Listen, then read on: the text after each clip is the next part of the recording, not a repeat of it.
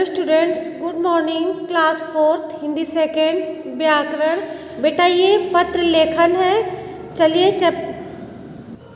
Chapter शुरू करते हैं। बेटा ये पत्र लेखन है, तो पत्रों का हमारे जीवन में बहुत महत्व होता है और पत्र लेखन भी एक कला है। इसके द्वारा हम अपनी बात लिखकर दूसरों को बताते हैं और पत्र लेखन में हमें कुछ बातों का ध्यान रखना बेटा आवश्यक होता है। पत्र की भाषा सरल होनी चाहिए और रोचक होनी चाहिए और स्पष्ट होनी चाहिए। विराम चिन्हों के सही प्रयोग का ध्यान रखना चाहिए और पत्र में उचित संबोधन शब्दों का प्रयोग करना चाहिए। जैसे आप बड़ों के लिए पत्र लिख रहे हो तो उसमें संबोधन में आपको आदरणीय या पूजनीय बेटा लिखना है और अभिवादन में प्रणाम और क्या लिखना है, चरण स्पर्श।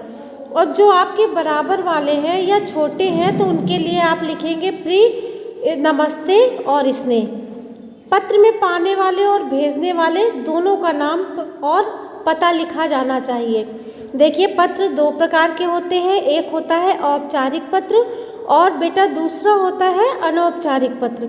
औपचारिक पत्र क्या होता है, जो आप प्रिंसिपल को, प्रधानाध्यापक और विक्रेताओं, व्यापारियों, कंपनियों या सरकारी दफ्तरों के अधिकारियों को लिखे जाते हैं।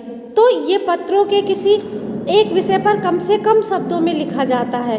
अब अनौपचारिक पत्र देखिए, अनौपचारिक पत्र अपने दादा दादी, माता पिता, भाई बहन, मित्र, रिश्तेदार, इन लोगों को लिखे जाते हैं, ठीक है। और औपचारिक पत्र बता ही दिया कि प्रधानाध्यापक, विक्रेताओं, ऐसे लोगों को लिखा जाता है। अब चलिए बेटा, अब आप बेटा होमवर्क अपना नोट कीजिए। आपको औपचारिक पत्र और अनौपचारिक पत्र क्या होता है इसके बारे में अपनी नोटबुक में लिखना है। अगला लेक्चर कल पढ़िएगा। Thank you class.